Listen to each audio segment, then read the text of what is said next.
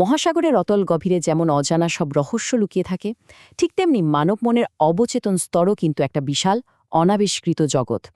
আমাদের আজকের এই বিশ্লেষণে মূল সোর্স মেটেরিয়াল থেকে মনস্তত্ত্বের দারুণ একটা কৌতূহলোদ্দীপক বিষয় নিয়ে কথা বলবো।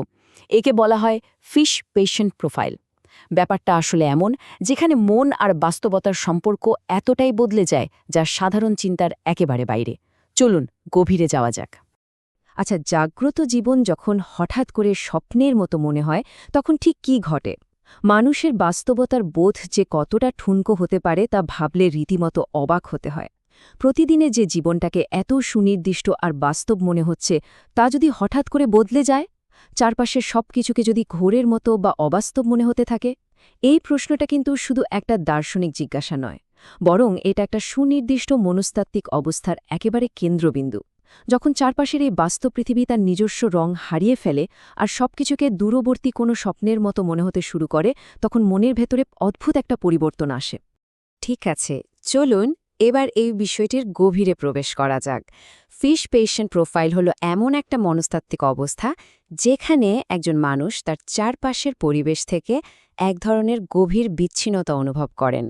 উৎস তথ্যে খুব স্পষ্টভাবে বলা হয়েছে যে এই অবস্থার প্রধান বৈশিষ্ট্যগুলো হল বাস্তবতা থেকে দূরে সরে যাওয়া, পরস্পর বিরোধী তীব্র আবেগ, আর সেই সাথে নির্দিষ্ট কিছু জ্ঞানী ও শারীরিক পরিবর্তন। এই লক্ষণগুলো একসাথে মিলে এমন এক অদ্ভুত মানসিক অবস্থার সৃষ্টি করে যা মনোবিজ্ঞানের দৃষ্টিকোণ থেকে সত্যি অসাধারণ একটা ব্যাপার। প্রথম অধ্যায়, স্বপ্নের মতো বাস্তবতা, উপরিভাগের জীবন। মন যখন বাইরের পৃথিবীর জটিলতা থেকে নিজেকে আড়াল করতে চায়, তখন সে এক অদৃশ্য ঢাল তৈরি করে নেয়। এই প্রোফাইলের অন্যতম প্রধান একটা লক্ষণ হল গভীর এক বিচ্ছিন্নতাবোধ। মানে এই অবস্থায় থাকা মানুষদের কাছে মনে হয় যেন তারা তাদের নিজেদের জীবনেরই নীরব দর্শক। তারা চারপাশের ঘটনাগুলোর সাথে সরাসরি যুক্ত না থেকে যেন দূর থেকে পুরো পৃথিবীকে কেবল পর্যবেক্ষণ করছেন। গবেষণার তথ্য অনুযায়ী এটা এক ধরনের মানসিক দূরত্ব তৈরি করে। জীবনের সক্রিয় অংশগ্রহণকারীর বদলে এখানে একজন মানুষ নিজেকে কেবলই একজন পর্যবেক্ষক হিসেবে আবিষ্কার করেন। চারপাশের শব্দ, রং, ঘটনা সবকিছু যেন তাকে স্পর্শ না করেই দূর দিয়ে বয়ে যায়। এই বিচ্ছিন্নতার অনুভূতি আসলে ঠিক কেমন হতে পারে তা বোঝানোর জন্য মূল তথ্যে চমৎকার একটা বাক্যাংশ ব্যবহার করা হয়েছে, একটি স্বপ্নের মতো ঘুরে বেঁচে থাকা। সত্যি বলতে এটা একটা ভাসমান অনুভূতির মতো, যেখানে জাগ্রত জীবন আর স্বপ্নের মাঝখানে সূক্ষ্ম রেখাটা যেন একেবারেই মুছে যায়। বাস্তবতার কঠিন মাটিতে দাঁড়িয়েও মনে হতে থাকে যেন সবকিছুই একটা ঘোরের মধ্যে ঘটছে। দিনের আলোতেও এক ধরনের অদ্ভুত স্বপ্নীল আবেশ কাজ করতে থাকে, যা মনকে তার পারিপার্শ্বিক জগৎ থেকে অনেক অনেক দূরে সরিয়ে রাখে। দ্বিতীয় অধ্যায়, বৈপরীত্যের সাগর, স্রোতের প্রতিকূলে। এখন এই স্লাইডটির ব্যাপারে যে বিষয়টি সত্যিই আকর্ষণীয় তা হল এই তীব্র মানসিক টানাপোড়েন। উপরিভাগের স্বপ্নীল জগৎ থেকে এবার আমরা মনের আরেকটু গভীরে যাচ্ছি। এখানে খুব স্পষ্টভাবে দেখা যাচ্ছে কিভাবে ফিশ পেশেন্ট প্রোফাইলের সাথে জড়িত আবেগগুলো সম্পূর্ণ বিপরীত মেরুতে অবস্থান করে। একদিকে কাজ করে তীব্র অস্থিরতা, যেন মন কোনো এক অজানা কারণে সারাক্ষণ ছুতে বেড়াচ্ছে, আবার ঠিক পরমুহূর্তেই সেটা রূপান্তরিত হতে পারে এক গভীর ভারী বিষণ্ণতায়। আবেগের এই হঠাৎ ওঠানামা বা মানসিক হুইপ্ল্যাশ এই অবস্থার খুব বড় একটা বৈশিষ্ট্য। একই মনের ভেতরে দুটি সম্পূর্ণ ভিন্ন আর শক্তিশালী আবেগ প্রতিনিয়ত নিজেদের মধ্যে লড়াই করতে থাকে। এই যে তীব্র অস্থিরতা আর বিষণ্ণতার মধ্যকার নিরন্তর লড়াই, এর কিন্তু একটা বড় প্রভাব আছে। মানসিক এই অশান্ত স্রোত থেকে বাঁচতে মনের ভেতরে এক ধরনের প্রতিরক্ষামূলক আকাঙ্ক্ষা জন্ম নেয়, আর সেটা হল সম্পূর্ণ একাকিত্ব এবং অভ্যন্তরীণ শান্তির খোঁজ।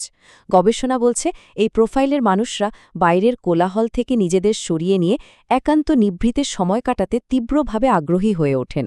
আর এটা জানাটা বেশ জরুরি, কারণ এটা কেবল কোনো খামখেয়ালিপনা নয়, এটা মানব মনের টিকে থাকার এক গভীর কৌশল বা সার্ভাইভাল মেকানিজম। বাইরের জগৎ থেকে পুরোপুরি বিচ্ছিন্ন হলেই হয়তো এই মানসিক টানাপোড়েন থেকে মুক্তি পাওয়া সম্ভব, এমনটাই তারা বিশ্বাস করেন। তৃতীয় অধ্যায়, শারীরিক ও জ্ঞানীয় বিকৃতি, অন্তর্লীন স্রোত। মানসিক অবস্থা কিভাবে আমাদের ভৌত শরীরে ছায়া ফেলে, এটা তার দারুণ একটা উদাহরণ। ব্যাপারটা অনেকটা মেলার সেই অদ্ভুত আয়নাগুলোর মতো, যেখানে নিজের শরীরকেই অচেনা মনে হয়।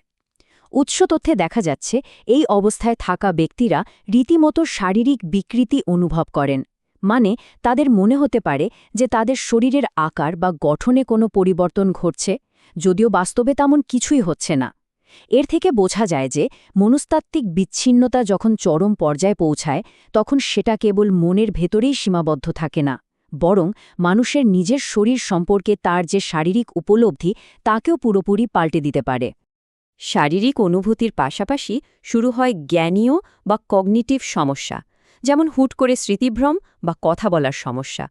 মনের এই জটিলতাগুলো একেবারে চেইন রিয়াকশনের মতো চিন্তাশক্তিকে ধীর করে দেয়, যার ফলে মনের ভাব সঠিকভাবে ভাষায় রূপান্তর করাও বেশ কঠিন হয়ে পড়ে। চলুন দেখি কিভাবে এটি আরও ডালপালা মেলে।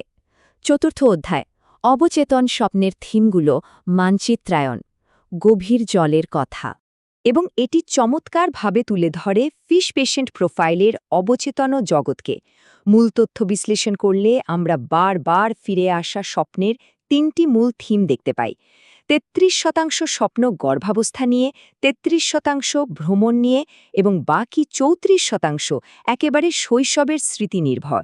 এই সুনির্দিষ্ট থিমগুলো কিন্তু মোটেও কাকতালীয় নয়, বরং এগুলো অবচেতন মনের একটি অত্যন্ত শক্তিশালী প্রতীক, যা অভ্যন্তরীণ মানসিক অবস্থার সাথে সরাসরি যুক্ত। এই নির্দিষ্ট স্বপ্নের থিমগুলো মূলত একটি আয়নার মতো কাজ করে, যা অবচেতন জগতের একটি জীবন্ত চিত্র আমাদের সামনে তুলে ধরে। গর্ভাবস্থা হয়তো নতুন কিছুর জন্ম বা গভীর কোনো প্রত্যাশার প্রতীক। ভ্রমণ নির্দেশ করতে পারে মনস্তাত্ত্বিক অবস্থার এক জায়গা থেকে অন্য জায়গায় সরে যাওয়া বা অস্থিরতাকে। আর শৈশব হয়তো সেই হারানো নিরাপত্তা বা সরলতার খোঁজ, যা এই বিচ্ছিন্নতা বোধের কারণে হারিয়ে গেছে। সবকিছু মিলিয়ে অবচেতন জগতের অত্যন্ত জীবন্ত আর জটিল একটা ছবি ফুটে ওঠে, যা প্রমাণ করে যে আমাদের ভেতরের জগৎ বাইরের জগতের চেয়েও কোনো অংশেই কম ঘটনাবহুল নয়। আমরা এই আলোচনার একেবারে শেষ পর্যায়ে চলে এসেছি। যদি অবচেতন মন জাগ্রত জীবনের ওপর এমন গভীর প্রভাব ফেলে, তবে বাস্তবতা এবং মনের মধ্যকার আসল সীমানা কোথায়? ফিশ পেশেন্ট প্রোফাইলের এই মনস্তাত্ত্বিক বিশ্লেষণ আমাদের এই গভীর প্রশ্নটির মুখোমুখি দাঁড় করায়। যদি আমাদের অবচেতন মন, আবেগ আর স্বপ্ন জাগ্রত জীবনের বাস্তবতা ও উপলব্ধির ওপর এতটা শক্তিশালী প্রভাব বিস্তার করতে পারে, তবে যা আমরা দেখছি তাই কি বাস্তব, নাকি আমাদের মন যেভাবে জগৎকে তৈরি করছে সেটাই আসল সত্য? এই প্রশ্নটি ভাবার জন্যই রেখে গেলাম। আশা করি মূল তথ্যের ওপর ভিত্তি করে তৈরি আমাদের আজকের এই বিশ্লেষণটি মনস্তত্ত্বের এই জটিল দিকটি বুঝতে সাহায্য করেছে।